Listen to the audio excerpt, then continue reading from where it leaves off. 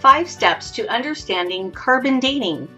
All living creatures on our planet are carbon-based. In fact, carbon makes up more than 18% of the human body alone. Living organisms contain a fixed ratio of non-radioactive carbon, carbon-12, and radioactive carbon, called carbon-14. Substances that are radioactive undergo a process called radioactive decay, which occurs at a steady rate over a set period of time. We can use radioactive decay to estimate the age of organic or carbon-based materials. Once an organism dies, it no longer accumulates carbon-14, and the time clock of radioactive decay starts ticking. Over time, carbon-14 decays to carbon-12. One term that is commonly used in radiometric dating or carbon dating is half-life. Half-life is defined as the time it takes for 50% of a radioactive isotope to decay. For example, carbon-14 is a radioactive isotope with a half-life of 5,700 years. Carbon-14 is present in trace amounts in the environment.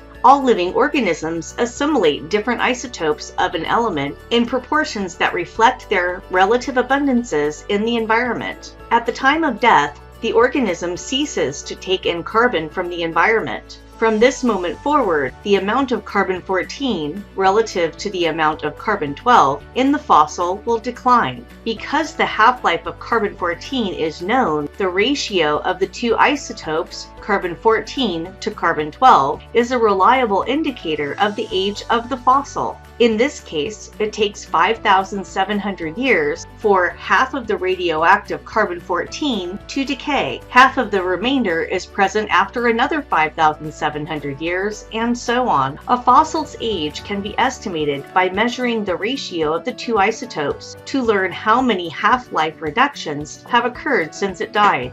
For example, if the ratio of carbon-14 to carbon-12 in the fossil was found to be 1/8 of that of the environment, this fossil would be about 17,100 years old. Using such techniques, scientists can estimate the ages of fossils and place them in an ordered sequence called the fossil record.